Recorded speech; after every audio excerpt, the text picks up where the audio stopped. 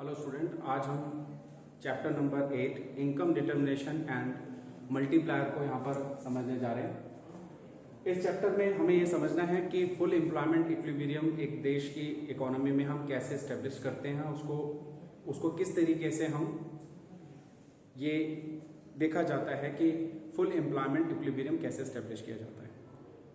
हमने जैसा कि पिछले चैप्टर्स में पढ़ा था कि फुल एम्प्लॉयमेंट इक्विलिब्रियम को समझने से पहले हमने एग्रीगेट डिमांड के बारे में पढ़ा, एग्रीगेट सप्लाई के बारे में पढ़ा, सेविंग्स के बारे में पढ़ा, इन्वेस्टमेंट के बारे में पढ़ा। डिमांड का हमने देखा कि इनकम के चेंज होने पर एग्रीगेट डिमांड में क्या बदलाव होते हैं। जीरो इनकम पे भी कंजम्पशन पॉजिटिव रहती है, ब्रेक इवन पॉइंट्स, ये सब चीज़ें हमने पिछले चैप्टर्स में पढ़ी है। अब ये जो चैप्टर नंबर 8 है, यहाँ पर हमें ये समझना है कि किस तरीके से डिमांड इक्वल टू सप्लाई बराबर होता है, यानी कि जितनी देश में प्रोडक्शन हुई उतनी ही देश में लोगों को इनकम मिली। Income is equal to employment भी होता है। अगर मैं एक सिंपल सी बात करूं कि किसी भी देश में अगर किसी देश के प्राइम मिनिस्टर को, ये मैं आपके ऊपर ही इस बात को अप्रोच करता हूं कि आप में से कोई अगर मान लीजिए आपको ये अपॉर्चुनिटी मिलती है कि आप इस देश के प्राइम मिनिस्टर बनना चाहें या आपको बना दिया जाए, तो सबसे इंपॉर्टेंट काम इस देश के लिए क्या है? सबसे इंपॉर्टेंट काम है इस देश के लिए प्रोडक्शन करना, क्योंकि प्रोडक्शन ही वो एक ऐसा टूल है जिससे हम इनकम जनरेट करते हैं और इनकम और एम्प्लॉयमेंट मिलता है। ठीक है, तो प्रोडक्शन, सबसे पहला काम प्रोडक्शन करना है। प्रोडक्शन इज इक्वल टू किसके बराबर है भाई? जितना प्रोडक्शन है उतनी इनकम है, तो production is equal to income is equal to employment.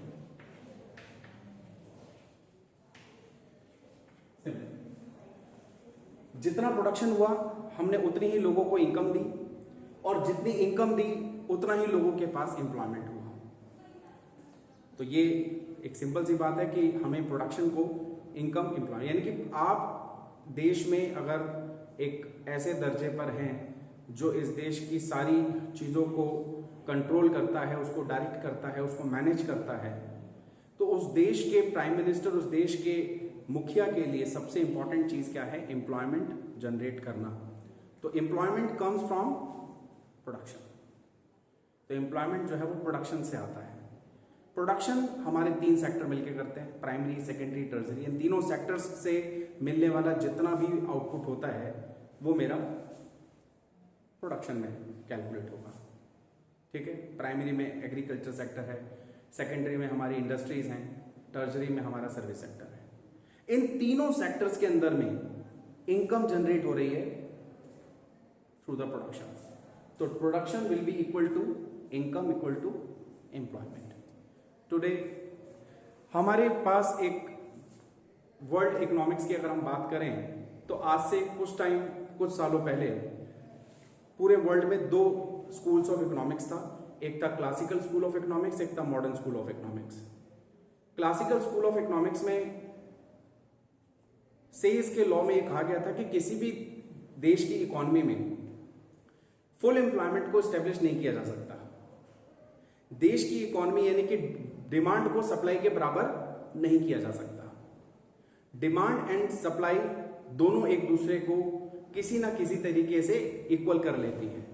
उसको इक्वल करने के लिए किसी की इफेक्ट, किसी की एंट्रेंस या किसी के इंटरप्रिटेशन की जरूरत नहीं है। वो बिना किसी इंटरप्रिटेशन के एस्टेब्लिश हो जाती है। ऐसा काफी सालों तक हुआ। 1930 में ग्रेट डिप्रेशन हुई, और 1930 में जब ग्रेट डिप्रेशन हुई तो उस ग्रेट डिप्रेशन ने पूरे वर्ल्ड की इकोनॉमी को हिला के रख दिया। तब लॉर्ड J.M. केन्स की एक बुक, उसमें यह बताया गया कि किसी भी इकोनॉमी में यह कहना कि डिमांड अपनी सप्लाई को खुद ढूंढ लेती है या सप्लाई डिमांड के खुद बराबर हो जाती है, ऐसा नहीं होता है।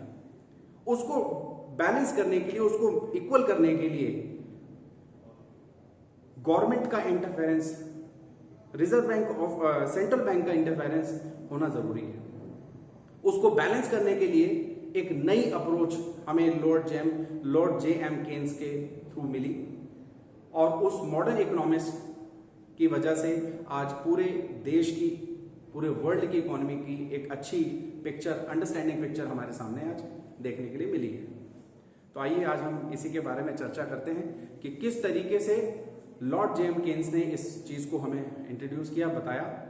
तो देखिए कैसे है कि income determination and determination of equilibrium level, मैंने बताया आपको, जैसा भी पीछे बताया था, ठीक है।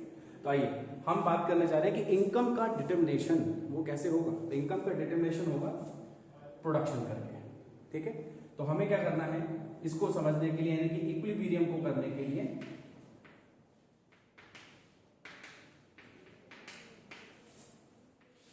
इक्विलिब्रियम लेवल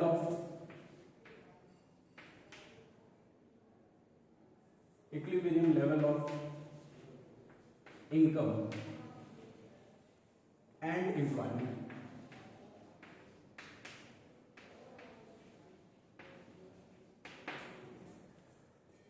जिसकी दो अप्रोचेस हैं, एक AD is equal to AS approach और दूसरी है हमारे पास saving and investment approach. These are the two approaches, AD AS and saving and investment approach. आइए आज हम करते हैं पहले एडी एंड एएस अप्रोच को, ठीक है। Let's start for aggregate demand and aggregate supply approach. तो इस aggregate demand aggregate supply approach के अंदर में सबसे पहले मैं आपको बताना चाहता हूं कि ये इसकी एक पर्टिकुलर सिंपल डेफिनेशन ये है कि according to Lord J M Keynes theory, the equilibrium level of income in an economy is determined by when aggregate demand is equal to aggregate supply, यानी कि full employment equilibrium will be established by when aggregate demand will be equal to aggregate supply। जब aggregate demand aggregate supply के equal होगी तो ही उसको full employment माना जाएगा। Simple सी बात है। अगर मैं आपसे कहूं कि इस देश में जितने भी लोग रहते हैं, क्या सबको काम मिल जाता है? सबके पास एम्प्लॉयमेंट आ जाता है? डेफिनेटली नहीं आता है। क्यों? क्योंकि भारत एक डेवलपिंग कंट्री है और एक डेवलपिंग कंट्री में हमारे रिसोर्सेज अभी अनयूटिलाइज पड़े हैं। काफी सारे सेक्टर्स ऐसे हैं जहां पर अभी रिसोर्सेज को यूज करने की जरूरत है। देश के प्राइम मिनिस्टर ने डिसाइड करना है कि वो कौन सा इन्वेस्टमेंट पर्टिकुलर सेक्टर्स में करें जिससे जॉब्स जनरेट हो, एम्प्लॉयमेंट जनरेट हो। तो जॉब्स एंड एम्प्लॉयमेंट जनरेट तभी होगा जब इन्वेस्टमेंट होगी। तो investment come from the government and central bank of the nations. My dear students, this is very very very familial approach of aggregate demand and aggregate supply. तो आइए मैं इसको थोड़ा सा और एक्सप्लेन करता हूं कि aggregate demand and aggregate supply approach में AD is equal to AS, this is the first condition for full employment equilibrium in the economy. Let's take a diagram to understand this concept very easily and very finestly. This is AD and AS, now this is income. Now the aggregate supply is upward sloping curve and aggregate demand is also upward sloping curve. This is C bar. The aggregate supply is 45 degree angle and this is C bar. आप यहाँ देख रहे हैं कि aggregate demand और aggregate supply इस point पर match कर गए हैं और ये हमारा full employment equilibrium है। ठीक है, मैंने आपको बड़ा सिंपल बताया अभी कि एग्रीगेट डिमांड जिस पॉइंट पर इक्वल हो जाएगी एग्रीगेट सप्लाई के, उस पॉइंट को हम फुल एम्प्लॉयमेंट इक्विलिब्रियम बोलेंगे। ठीक है, तो इसको हम फुल एम्प्लॉयमेंट इक्विलिब्रियम बोल रहे हैं। तो पहले हम बात करते हैं कि इक्विलिब्रियम पॉइंट से पहले सिचुएशन क्या है। आप यहाँ देखिए एग्रीगेट डिमांड ऊपर है और एग्रीगेट सप्लाई उसके नीचे है। डिमांड लाइन ऊपर है, सप्लाई लाइन उसके नीचे है। तो यानी यहां पर क्या हुआ, aggregate demand is more than aggregate supply before full employment। यानी कि aggregate demand is greater than aggregate supply before the full employment. तो यानी यहां पर यह हुआ कि जितना इस देश के प्रोड्यूसर्स ने सप्लाई करने के लिए एस्टिमेट कर रखा है, लोग उससे ज्यादा डिमांड कर रहे हैं, यानी कि डिमांड यहां पर आपकी ज्यादा है और सप्लाई आपकी यहां पर कम है। Desire demand is more than desire supply. ठीक है, तो क्या होगा, व्हाट इज द इंपैक्ट, इसका इंपैक्ट इकोनॉमी पे क्या। अच्छा यहां पर जो सप्लाई है, अच्छा एक चीज और क्लियर कर देते हैं कि यहां पर एग्रीगेट सप्लाई का मतलब वाई भी होता है, ये हम जानते हैं, और वाई का मतलब यहां नेशनल इनकम से है। किससे है, नेशनल इनकम। और एग्रीगेट डिमांड का मतलब है C plus I. Two sector economy में इसको सी प्लस आई बोलते हैं, डिमांड। तो यानी कि डिमांड कौन करता है, कंज्यूमर, सप्लाई कौन करता है, प्रोड्यूसर। तो एक देश में जितने प्रोड्यूसर बैठे हैं उन्होंने एस्टिमेट किया कि हम इतना प्रोडक्शन करेंगे, लेकिन उनका एस्टिमेशन से की तुलना में consumers are buying more than the they produced, so that is why aggregate demand is more than aggregate supply. तो इसका इंपैक्ट हमारे किस चीज पे पड़ता है, स्टॉक पे पड़ता है। इसका इंपैक्ट हमारे किस पे पड़ा, स्टॉक। तो बताइए जब डिमांड ज्यादा है सप्लाई कम है तो स्टॉक ज्यादा हुआ या कम हुआ, स्टॉक मेरा हो गया कम। क्यों कम हो गया भाई, जब सप्लाई डिमांड ज्यादा है सप्लाई कम है तो ऑटोमेटिकली मेरा स्टॉक जो है उसमें शॉर्टेज आ गई। स्टॉक में क्या आ गया, शॉर्टेज। देखिए बड़ा इंपॉर्टेंट आने वाला है। हाँ, तो एग्रीगेट डिमांड एग्रीगेट सप्लाई से कम हो गया तो स्टॉक हमारा यहां पे कम हो गया, तो जिसको हम कहेंगे शॉर्टेज। अब इस शॉर्टेज आने पर हमें इसको ठीक करना है, तो हमें क्या स्टेप लेना पड़ेगा कि भाई डिमांड कम है सर, सप्लाई डिमांड ज्यादा है सप्लाई कम है और स्टॉक हमारा कम होता चला जा रहा है। तो what is the decision taken by the administration of the nation. उनका पहला काम ये होगा कि डिमांड ज्यादा है सप्लाई कम है, स्टॉक हमारा घट गया, तो मुझे क्या करना है, दो चीजों पे ध्यान देना है, प्रोडक्शन और एम्प्लॉयमेंट। इन दोनों को मैं क्या करूंगा, इंक्रीज करना चालू कर दूंगा। प्रोडक्शन और एम्प्लॉयमेंट को दोनों को मैं इंक्रीज करना चालू कर दूंगा। मैंने कहा जी कब तक करता रहूंगा, उसकी कोई लिमिट है क्या, हमने कहा जी बिल्कुल है।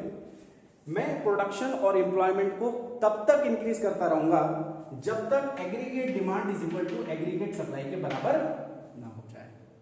आप ये देखिए इसका क्या हुआ, इसका इंपैक्ट दो चीजों पे पड़ा कि एक तो देश में प्रोडक्शन होना चालू हुआ क्योंकि शॉर्टेज है, प्रोडक्शन चालू हुआ, साथ साथ प्रोडक्शन के साथ साथ क्या जनरेट हुआ, एम्प्लॉयमेंट जनरेट हो गया। और एम्प्लॉयमेंट जनरेट हुआ तो एम्प्लॉयमेंट जनरेट कब तक करना है, क्योंकि शॉर्टेज आ गई है, तो शॉर्टेज को पूरा कहां से करना है, जब तक aggregate demand is equal to aggregate supply के बराबर नहीं हो जाती। तो माय डियर स्टूडेंट, आपको इससे बात क्लियर हुई कि किस तरीके से देश में प्रोडक्शन और एम्प्लॉयमेंट दोनों एक साथ इंक्रीज होते हैं। ठीक है, अब इसी के आगे अगर मैंने एक पॉइंट ये ले लिया था, अब उससे पहले ले लेते हैं दूसरा पॉइंट है कि aggregate demand is less then aggregate supply after the full employment. After the full employment क्या हुआ कि डिमांड यहां पर है हमारी कम और सप्लाई यहां पर है ज्यादा। ठीक है, अब डिमांड कम है, हम इस रीजन में नहीं जा रहे डिमांड कम क्यों है, वो बाद में डिस्कस करेंगे। फिलहाल यहां पर यह है कि डिमांड, देखिए एग्रीगेट डिमांड नीचे आ गया है, एग्रीगेट सप्लाई ऊपर आ गया है, तो यहां से दिखता है कि एग्रीगेट डिमांड इस पॉइंट पर is less then aggregate supply है। डिमांड नीचे है, सप्लाई, यानी कि डिमांड छोटा है, सप्लाई, ठीक है, तो डिमांड आपकी कम है और सप्लाई आपकी ज्यादा है। यहां पर क्या हो रहा था, डिमांड ऊपर था, यानी कि aggregate demand is more than aggregate supply था बिफोर द फुल एम्प्लॉयमेंट। तो यहां पर देखते हैं, अब ये देखिए क्या हुआ यहां पे कि aggregate demand is less then aggregate supply, तो डिमांड कम हो गई, सप्लाई यहां पर ज्यादा हो गई। अब फिर से वही बात देखनी है, इंपैक्ट किस पे देखना है इसका, impact will be taken on stock. Stock क्या हो गया यहाँ पर बढ़ गया। भाई ऑब्वियसली बात है कि जितने इस देश में प्रोड्यूसर बैठे हैं, उन्होंने जितना प्रोडक्शन इस देश के लिए कर दिया, उसके कंपैरेटिवली लोग उतना खरीदना नहीं चाहते, यानी कि उतना ज्यादा सामान परचेज नहीं कर रहे, यानी कि desire demand is less than the desired supply. तो डिमांड यहां पर कम है और सप्लाई यहां पे ज्यादा है, जिसका इंपैक्ट स्टॉक क्या हो गया, बढ़ गया, यानी कि स्टॉक में क्या आ गया, सरप्लस आ गया। तो स्टॉक में आ गया सरप्लस। तो मुझे क्या करना है, फिर से आ जाते हैं, हमारा टूल क्या है, दिस इज कॉल्ड टूल, जिससे हम चेंज कर रहे हैं। तो इस टूल को फिर से यहां पे आता है। इस टूल से हमने क्या किया, प्रोडक्शन और एम्प्लॉयमेंट। देखिए कैसे लोगों की नौकरियां जाएगी अभी। प्रोडक्शन और एम्प्लॉयमेंट दोनों को हमने क्या कर दिया, डिक्रीज। क्या कर दिया हमने, डिक्रीज। हमने कहा जी कब तक हम प्रोडक्शन, क्योंकि देखिए ऑलरेडी हम यहां पर क्या देख रहे हैं कि इस पॉइंट पर सर फुल एम्प्लॉयमेंट था, डिमांड यहां कम है, सप्लाई ज्यादा है, ऑलरेडी बाजारों में सामान पड़ा है, लेकिन खरीदने के लिए खरीदार अवेलेबल नहीं है। जब खरीदार अवेलेबल नहीं है तो एक प्रोड्यूसर फिर जानबूझ करके और प्रोडक्शन क्यों करेगा। भाई जो सामान जो दुकानों पे पड़ा है, अगर वही सामान अगर भी बाजार में नहीं बिक रहा है तो उसको ठीक करने के लिए क्या करना पड़ेगा। भाई सीधी सी बात है, प्रोडक्शन को कम करो और एम्प्लॉयमेंट को भी कम करो, यानी कि लोगों की नौकरियां यहां से जाना चालू हो गई। लॉकडाउन में यही हुआ, डिमांड कम हो गई, बाजार में सामान पड़ा है, लोगों का सामान, जो प्रोड्यूसर है उसको सामान नहीं बिक रहा तो उसको प्रॉफिट नहीं हो रहा, तो वो अपने कॉस्ट को कम करने के लिए क्या कर रहा है, लोगों को नौकरियों से निकालना चालू कर देगा। मैंने कहा जी कब तक करेगा, जब तक इस देश में फिर से फुल एम्प्लॉयमेंट स्टैब्लिश ना हो जाए, AD = AS स्टैब्लिश नहीं हो जाता, तब तक उसको प्रोडक्शन और एम्प्लॉयमेंट को घटाना पड़ेगा ताकि फुल एम्प्लॉयमेंट स्टैब्लिश हो जाए। ठीक है, तो अभी लॉकडाउन के ऊपर मैंने आपको बताया, इसमें बहुत सारी और भी ऐसी चीजें हैं जिसको हम समझ सकते हैं। तो आप इस कॉन्सेप्ट के थ्रू ये समझें कि किस तरीके से हम फुल एम्प्लॉयमेंट का जो ये कॉन्सेप्ट है कि किस तरीके से हम, देखिए जब देश आज़ाद हुआ हम जीरो थे, आज हम देश आज़ाद होते हुए आज हमें 70 से 72 साल 75 साल हो चुके हैं। देश ने काफ़ी प्रोग्रेस की है, काफ़ी डेवलप हुए हैं हम लोग। तो जब एक पर्टिकुलर पॉइंट हमारा अचीव नहीं था, हम फुल एम्प्लॉयमेंट को अचीव तक नहीं कर पाए थे, तो ये सिचुएशन थी, demand is more than aggregate supply. 1966 में ग्रीन रिवॉल्यूशन हुआ, हमारे देश में 1966 तक कोई मतलब एश्योरेंस नहीं थी कि हमारे पे कितना स्टॉक है। अगर मान लीजिए कोई नेचुरल क्लाइमेटी आ जाए, कुछ को कहीं कुछ फूड ग्रेन भेजना पड़ जाए, तो उतना तक हमारे पे स्टॉक नहीं था। हम फूड सेक्टर्स में भी अपने ऊपर डिपेंडेंट नहीं थे, बहुत सारी कमियां थी। काफ़ी प्रोग्रेस हुई, ग्रीन रेवोल्यूशन हुआ 1966 से 1970 के बीच में, हमने उसको काफ़ी अच्छा और उसके काफ़ी अच्छे रिजल्ट है। हमारे फूड सफिशिएंसी, सेल्फ रिलायंस हम उस सेक्टर में बन पाए। यहाँ पर वही बात है कि एग्रीगेट डिमांड उस समय पर एग्रीगेट डिमांड ज़्यादा है और एग्रीगेट सप्लाई कम है। बिफोर द फुल अभी इक्विलिब्रियम एस्टैब्लिश नहीं हुआ, तो इसका मतलब प्रोडक्शन और इसका मतलब क्या हुआ, स्टॉक पे क्या इम्पैक्ट पड़ा, स्टॉक मेरा घट गया जिससे शॉर्टेज हुई। तो मुझे शॉर्टेज को पूरा करने के लिए क्या करना पड़ेगा, प्रोडक्शन और एम्प्लॉयमेंट को इंक्रीज करना पड़ेगा। हमने कहा जी कब तक इंक्रीज करें, कब तक हम प्रोडक्शन एम्प्लॉयमेंट बढ़ाते रहें, जब तक आपका फुल एम्प्लॉयमेंट स्टैब्लिश ना हो जाए।